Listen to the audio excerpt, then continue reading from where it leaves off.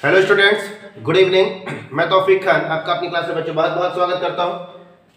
बच्चों आज हम लोग क्लोरीन बनाने की औद्योगिक विधि पढ़ेंगे, जिसे डीकन विधि भी कहते हैं। बहुत ही इंपॉर्टेंट लिख देता हूं मैं, इंपॉर्टेंट है बोर्ड पेपर के दृष्टिकोण से। तो देखिए क्या है, यहाँ पर आप देख रहे हैं कुछ चैम्बर बने हैं। ये उत्प्रेरक कक्ष है, इसे शीतलक कहते हैं, इसे धावन कक्ष कहते हैं, इसे शोषण कक्ष कहते हैं। धावन कक्ष में ऊपर H2O यानी जल भरा है, शोषण कक्ष में ऊपर यहाँ पर सांद्र सल्फ्यूरिक अम्ल भरा हुआ है। ठीक है, साथ ही साथ ये जो पहला कक्ष देख रहे हैं इसे उत्प्रेरक कक्ष या ऑक्सीकरण कक्ष भी कहते हैं। यहाँ पर आप देख रहे हैं कुछ गोल गोल आकृति यहाँ पर रखी हुई है। ये क्या है, ये क्यूप्रिक क्लोराइड में डूबा हुआ झावा पत्थर रखा हुआ है। झावा पत्थर किसे कहते हैं? झावा पत्थर को ज्वालामुखी पत्थर भी कहते हैं। बच्चों थोड़ा सा खुरदुरा किस्म का होता है, ऊपर दाने दाने टाइप में होते हैं। इसका लोग अक्सर प्रयोग करते हैं शरीर के मैल आदि को साफ करने में। एड़ी वगैरह जब कभी फटी होती है तो उस पर रगड़ के उसको साफ करते हैं। ठीक है, तो वही झावा पत्थर यहाँ पर रखा है। इनमें क्वार्ट्ज के पत्थर भरे हुए। सबसे पहले क्या देखेंगे आप, तो ये आप देख रहे हैं कि उत्प्रेरक कक्ष, शीतलक, धावन कक्ष और शोषण कक्ष ये सब बने हुए। सबसे पहले क्या करना है बच्चों, हमको HCl व वायु के मिश्रण को 4:1 में करके सबसे पहले उत्प्रेरक कक्ष में भेजना है। भेजने से पहले हमको ये सुनिश्चित कर लेना है कि HCl और वायु की जो गैस का मिश्रण है इसको पहले से ही हमको 220 डिग्री सेंटीग्रेड पर इसे गर्म कर लेना है। और उस गर्म वायु को अब हम इस उत्प्रेरक कक्ष में भेजेंगे। जब इस उत्प्रेरक कक्ष में भेजते हैं तो इस उत्प्रेरक कक्ष में नीचे से गर्म गैसें अंदर भेजते हैं, जिस कारण इस उत्प्रेरक कक्ष का जो टेम्परेचर होता है वो 450 डिग्री सेंटीग्रेड का हो जाता है।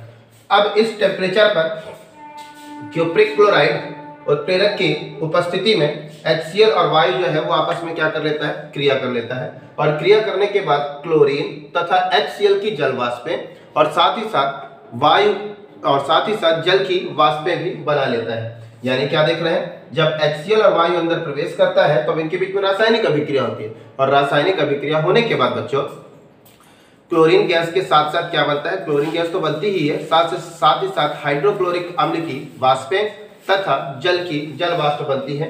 और इन सभी का मिक्सर यहाँ से निकलता है। अब इसे हम लेके जाते हैं शीतलक में, क्योंकि ये जो ये मिश्रण आ रहा है ये बहुत गर्म है।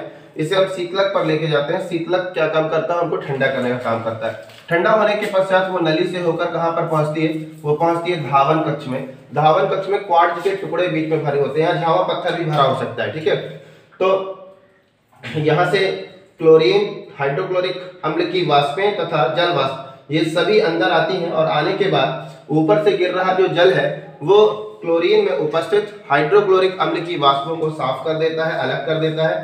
सिर्फ और सिर्फ हमको यहाँ पर इस चैम्बर पर सिर्फ क्लोरीन और जल वाष्प ही मिलती हैं।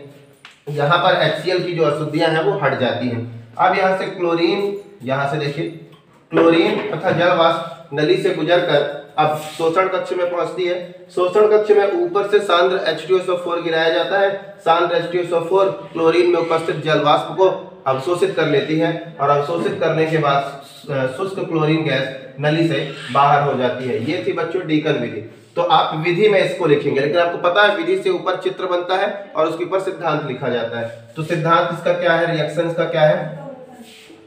सिद्धांत ये है बच्चों कि हमको क्या लेना है, 4:1 में HCl की जो मात्रा है वो 4 और ऑक्सीजन की मात्रा आपको 1। आपका उत्प्रेरक क्या होगा बच्चों, उत्प्रेरक होगा CuCl2 और टेम्परेचर होगा 450 डिग्री सेंटीग्रेड का। इस टेम्परेचर पर आप इसकी रिएक्शन करेंगे तो बनेगा 2H2O + 2Cl2। ठीक है, सिद्धांत लिखने के बाद फिर फिगर बना लीजिएगा और जो मैंने विधि समझाई है उसे लिख लीजिएगा। उम्मीद है आपको मेरी क्लास समझ में आएगी। धन्यवाद।